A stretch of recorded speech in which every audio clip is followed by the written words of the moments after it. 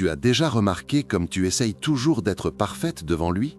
Tu surveilles chaque mot, tu contrôles chaque geste, tu te retiens de rire trop fort, de parler trop franchement, d'être trop toi. Parce que tu crois que c'est ça qui va le garder près de toi. La femme douce, la femme attentionnée, celle qui ne demande jamais trop, celle qui s'adapte. Et pourtant, il y a ce petit moment où tu baisses la garde. Peut-être que tu ris d'une blague stupide et ton rire sort un peu trop fort, un peu trop sincère. Peut-être que tu dis quelque chose de complètement absurde, sans filtre, juste parce que ça te passe par la tête. Peut-être que tu l'envoies promener avec un sourire ironique, juste parce que tu en as marre de dire oui à tout. Et là, tu vois ses yeux changer. Il te regarde différemment, comme s'il venait de découvrir quelque chose qu'il cherchait depuis toujours. Ce n'est pas ta perfection qui le rend fou, c'est ce petit bout de toi que tu as arrêté de cacher. Carl Jung appelait ça l'authenticité, le moment où ton vrai soi apparaît, sans masque, sans contrôle. Et c'est magnétique, parce que c'est rare, parce que c'est vrai. Tu passes tellement de temps à essayer d'être celle qu'il veut, mais ce qu'il cherche vraiment, sans même le savoir, c'est celle que tu es quand tu ne cherches plus à plaire. Ce petit défaut que tu caches, cette imperfection que tu crois honteuse, cette partie de toi que tu juges trop brute, trop intense, trop différente. C'est exactement ce qui le touche au plus profond. Pas parce que c'est parfait, mais parce que c'est réel. Dans cette vidéo, on va explorer pourquoi ce petit détail que tu essaies de supprimer est justement ce qui crée l'attraction la plus puissante. Et pourquoi, selon Jung, ton authenticité est ton plus grand pouvoir de séduction. Si ce genre de réflexion te parle, abonne-toi à la chaîne et reste avec nous. Il y a quelque chose que personne ne te dit vraiment sur la séduction. On te répète qu'il faut être douce, compréhensive, souriante, qu'il faut mettre l'autre à l'aise, qu'il faut t'adapter à ce qu'il aime. Et tu le fais. Tu t'effaces un peu, tu mets tes envies de côté, tu deviens celle qu'il semble chercher. Mais au fond de toi, quelque chose se serre, quelque chose se fatigue, parce que tu sens bien que tu joues un rôle, et que ce rôle, aussi bien joué soit-il, n'est pas toi. Jung expliquait ça avec un concept simple mais profond, la persona. La persona, c'est le masque social que tu portes pour te protéger, pour être accepté, pour éviter le rejet. Ce n'est pas un mensonge conscient, c'est juste ta façon de survivre dans un monde qui te demande d'être gentille, convenable, prévisible. Sauf que ton inconscient, lui, sait la vérité.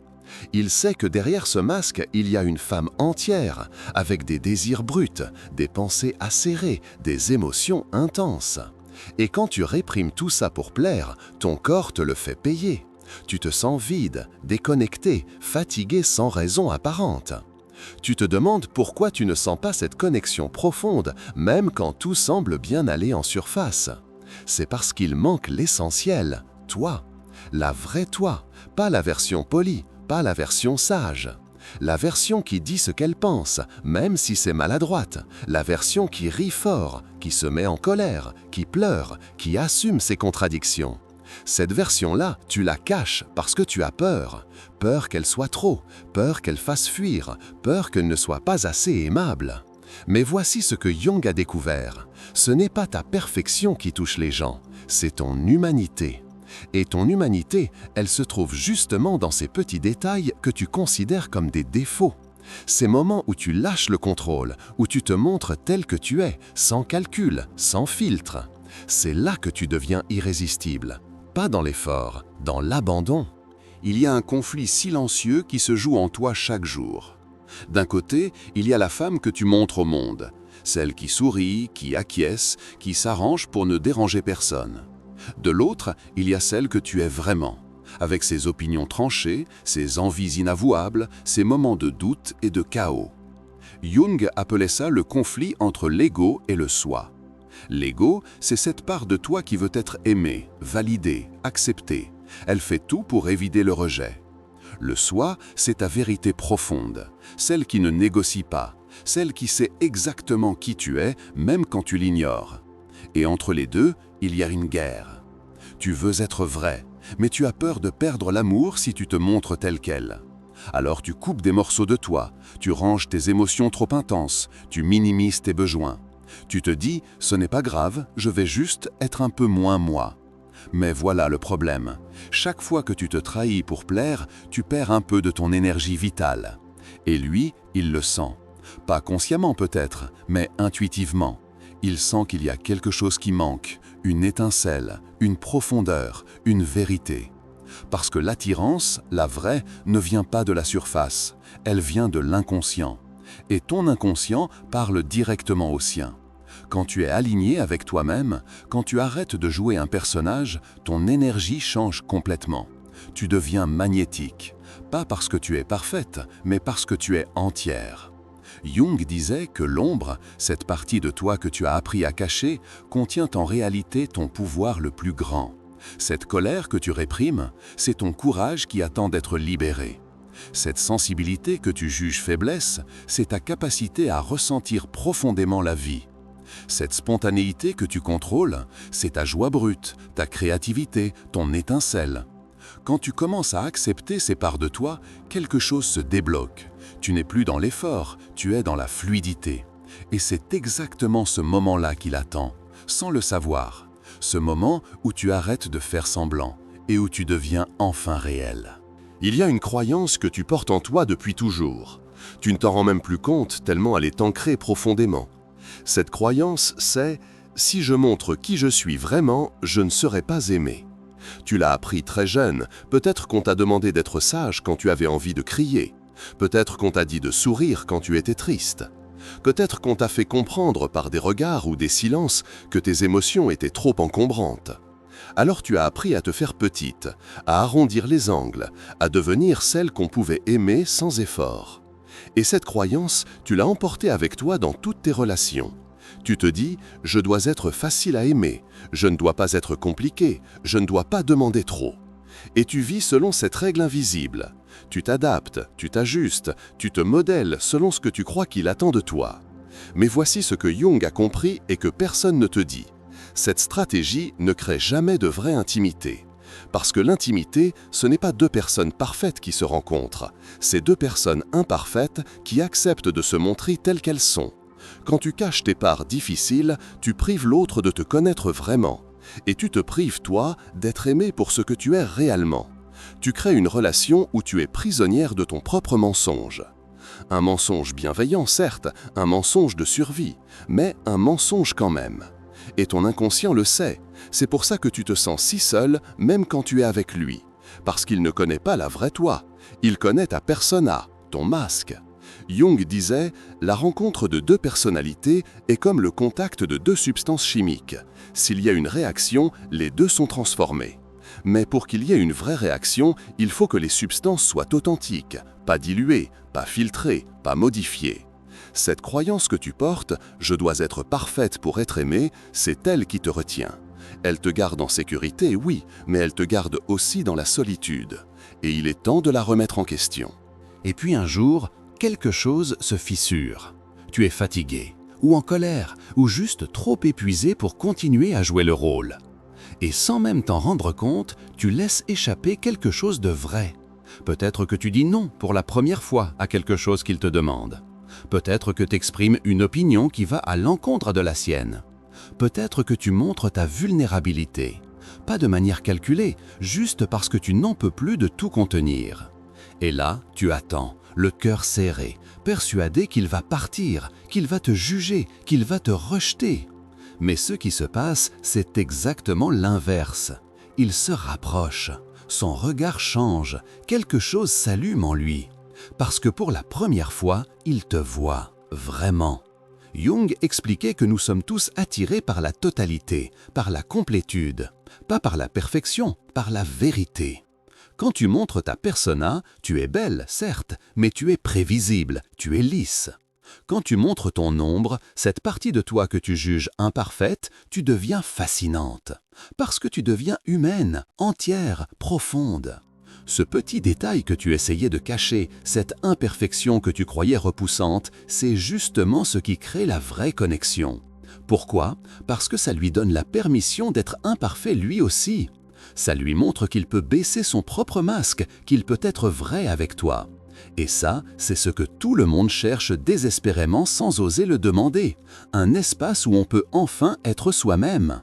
Tu croyais que ton pouvoir résidait dans ta capacité à plaire, mais ton vrai pouvoir, c'est ta capacité à être vrai. Cette spontanéité qui t'échappe parfois, ce sarcasme que tu essaies de retenir, cette sensibilité que tu juges excessive, c'est ça qui le touche, pas malgré ton humanité, à cause de ton humanité. Jung disait « Ce n'est qu'en acceptant notre ombre que nous devenons complets ».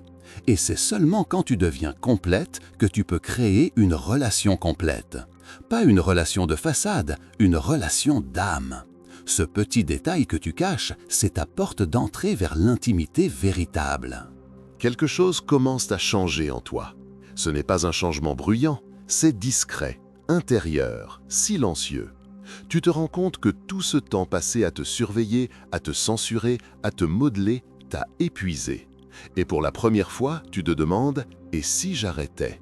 Pas de manière agressive, pas par rébellion, juste par fatigue d'être quelqu'un d'autre.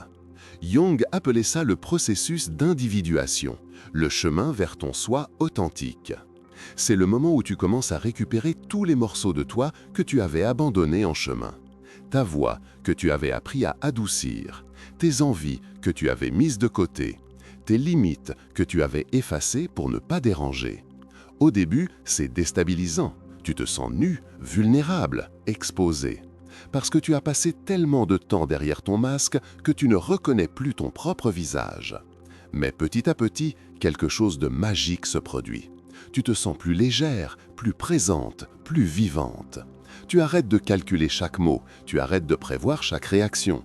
Tu commences juste à être. Et c'est dans cet espace-là que tout change. Parce que quand tu arrêtes de jouer un rôle, ton énergie se libère. Tu n'es plus dans la tension permanente de devoir contrôler ton image. Tu es dans la fluidité d'être toi-même. Et lui, il le sent immédiatement. Pas parce qu'il analyse consciemment ton comportement, mais parce que l'authenticité dégage une fréquence particulière. Une fréquence que son inconscient reconnaît instantanément. C'est comme si quelque chose en lui disait « Ah, enfin, voilà la vraie personne ». Tu ne deviens pas parfaite, tu deviens cohérente. Tes mots, tes gestes, ton énergie, tout s'aligne. Il n'y a plus de dissonance entre ce que tu montres et ce que tu ressens. Et cette cohérence, c'est ce qui crée la vraie confiance. Jung disait que le but de la vie n'est pas d'être aimé par tout le monde, mais d'être fidèle à soi-même. Et quand tu deviens fidèle à toi-même, tu attires naturellement ceux qui résonnent avec ta vérité. Tu n'as plus besoin de séduire, tu deviens simplement magnétique. Ce petit détail que tu libères, cette part authentique de toi, devient ton plus grand atout. Pas un atout stratégique, un atout naturel, inévitable. L'intégration ne se fait pas en un jour. C'est un processus, lent, parfois inconfortable, mais profondément transformateur. Tu commences par de petits gestes. Un jour, tu dis ce que tu penses vraiment, même si ta voix tremble un peu. Un autre jour, tu poses une limite, même si tu as peur de la réaction. Un autre jour encore, tu ris de toi-même, sans te juger, juste parce que c'est humain. Chaque petit geste est une victoire. Pas une victoire bruyante, une victoire intérieure. Tu récupères un morceau de toi-même à chaque fois. Et avec lui, tu observes. Tu vois comment il réagit quand tu es vrai. Au début, tu t'attends à ce qu'il recule, à ce qu'il soit déçu, à ce qu'il parte. Mais ce qui se passe, c'est autre chose. Il s'ouvre aussi. Parce que ton authenticité lui donne la permission d'être authentique lui-même. Tu vois ses propres défenses tomber, tu vois ses propres masques se fissurer. Et soudain, vous n'êtes plus deux étrangers qui jouent des rôles. Vous êtes deux personnes qui se rencontrent vraiment. Jung expliquait que dans toute relation, il y a une danse entre deux inconscients. Quand tu portes un masque, son inconscient le détecte et il garde son propre masque en place. Mais quand tu ôtes le tien, quelque chose en lui se détend aussi. Parce qu'il n'a plus besoin de se protéger, il peut enfin se montrer. Ce n'est pas toujours confortable. Parfois, vous découvrez des différences, des désaccords, des aspérités. Mais c'est réel. Et le réel, même imparfait, est toujours plus nourrissant que le parfait et vide. Tu commences à comprendre que ce petit détail qui te rendait unique, ce truc que tu essayais de supprimer, c'est justement ce qui crée la profondeur. Ta spontanéité, ton humour décalé, ta sensibilité à fleur de peau, ta façon de voir le monde. Tout ce que tu jugeais trop devient soudain juste assez. Parce que c'est toi. Et que toi, c'est exactement ce qu'il cherchait sans le savoir. L'intégration, ce n'est pas devenir quelqu'un d'autre. C'est cesser de lutter contre qui tu es. Et dans cet abandon de la lutte, tu découvres ta vraie force. Tu n'as plus besoin de prouver quoi que ce soit. Tu existes simplement, pleinement. Et cette existence pleine, c'est la chose la plus attirante au monde. Il y a un moment où tout s'aligne. Ce n'est pas spectaculaire, ce n'est pas une révélation éclatante. C'est juste un moment de paix intérieure. Tu es assise avec lui, vous parlez de choses simples, ou peut-être que vous ne parlez pas du tout. Et soudain, tu réalises quelque chose. Tu n'es pas en train de jouer un rôle. Tu n'es pas en train de calculer ce que tu vas dire. Tu n'es pas en train de surveiller ton comportement. Tu es juste là, présente, toi-même. Et il est là aussi, vraiment là. Ce moment, Jung l'appellerait un moment de synchronicité. Un moment où l'intérieur et l'extérieur se rencontrent parfaitement. Où ce que tu ressens et ce que tu montres ne font qu'un. C'est rare ces moments-là, parce qu'on passe tellement de temps fragmenté, divisé entre qui on est et qui on croit devoir être. Mais quand ça arrive, tu le sais. Tu le sens dans ton corps, dans ta respiration, dans ton cœur qui bat calmement. Il n'y a plus de tension, plus de performance, plus de peur. Juste une connexion, vraie, profonde, simple. Et tu comprends enfin ce que signifie être vu. Pas admiré, pas idéalisé, juste vu. Avec tes contradictions, tes imperfections, tes moments de doute et tes moments de lumière. Et il te regarde, et dans son regard, il n'y a pas de jugement, il y a de la reconnaissance. Parce que ton authenticité résonne avec quelque chose en lui. Ce petit détail que tu as arrêté de cacher, ce rire trop fort, cette franchise parfois brutale, cette sensibilité que tu ne refoules plus, c'est devenu ton langage, le langage de ton âme. Et son âme reconnaît ce langage, parce qu'elle attendait quelqu'un qui ose parler vrai. Jung disait que l'amour véritable n'est pas une fusion où on perd son identité. C'est une rencontre où chacun reste lui-même tout en s'ouvrant à l'autre. Et c'est exactement ce qui se passe dans ces moments-là. Tu n'as pas besoin de disparaître pour être aimé, tu peux rester entière. Et lui, il ne veut pas que tu disparaisses, il veut justement que tu restes toi. Ce symbole de reconnexion, ce n'est pas quelque chose d'extérieur, c'est intérieur. C'est toi qui reviens à toi-même et qui découvre que c'était ça la clé depuis le début. Maintenant, fais une pause avec moi. Prends un instant pour réfléchir vraiment à ce que tu vis en ce moment. Combien de fois, dans tes relations, tu t'es senti obligé de retenir une part de toi? Combien de fois tu t'es dit « Non, ça, je ne peux pas le montrer. C'est trop bizarre, trop intense, trop moi. » Et combien de fois tu as senti au fond de toi cette petite voix qui murmure « Mais pourquoi je dois me cacher ?» C'est une question douloureuse, parce qu'elle touche à quelque chose de fondamental. Est-ce que tu mérites d'être aimé seulement quand tu es présentable, seulement quand tu rentres dans le moule? Ou est-ce que tu mérites d'être aimé exactement comme tu es, avec tes angles, tes contradictions, tes moments de chaos? Jung posait cette question autrement. Qui suis-je vraiment quand personne ne me regarde? Parce que c'est ça le test ultime de l'authenticité. Qui es-tu quand tu n'as plus besoin de clair, quand tu n'as plus peur d'être rejeté? Cette femme-là, celle qui émerge dans le silence de ton âme, c'est elle qui détient ton vrai pouvoir. Pas la femme parfaite, la femme vraie. Et voici la question qui change tout. Si tu devais choisir entre être aimé pour ton masque ou être vu pour ta vérité, que choisirais-tu? Je sais que c'est effrayant, parce que le masque, au moins, il te protège. Il garantit une certaine forme d'acceptation. Mais l'acceptation de ta persona, ce n'est pas l'amour de ton soi. Et au fond, tu le sais, tu le sens. Cette solitude que tu ressens même quand tu es en couple, elle vient de là, de ce décalage entre qui tu es et qui tu montres. Alors je te pose la question et laisse-la résonner en toi sans chercher à y répondre tout de suite.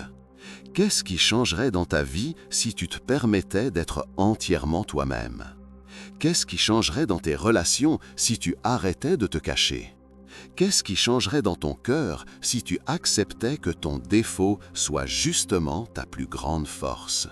Cette question n'attend pas de réponse immédiate. Elle attend de vivre en toi, de travailler en silence. Parce que c'est comme ça que commence la vraie transformation. Pas par une décision brusque, par une prise de conscience douce, profonde, inévitable. Voilà où nous en sommes arrivés ensemble. Ce petit détail qui le rend fou de toi, ce n'est pas un truc de séduction, ce n'est pas une technique. C'est simplement toi, la vraie toi. Celle que tu as appris à cacher parce qu'on t'a fait croire qu'elle n'était pas assez bien. Mais elle l'est, elle l'a toujours été. Jung a passé sa vie à étudier l'âme humaine et il est arrivé à une conclusion simple et bouleversante.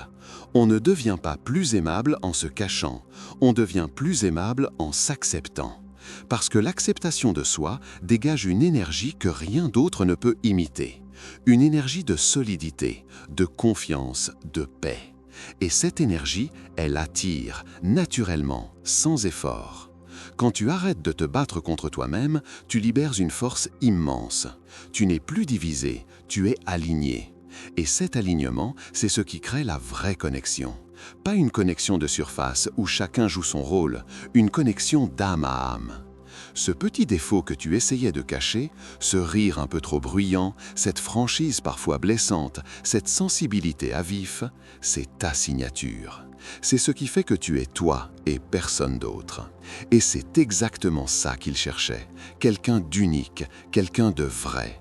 Pas une copie, pas une version lissée et acceptable de l'humanité.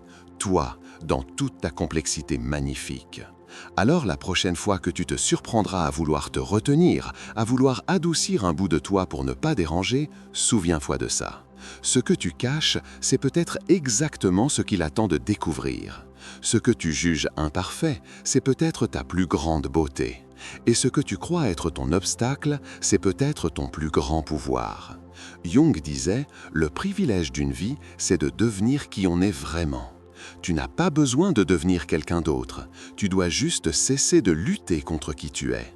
Et quand tu arrêtes cette lutte, tout s'éclaire. Si ce message t'a touché, abonne-toi à la chaîne et laisse un commentaire. J'aimerais vraiment savoir ce qui a résonné en toi. Parce que ton histoire, elle compte, et ta vérité mérite d'être entendue.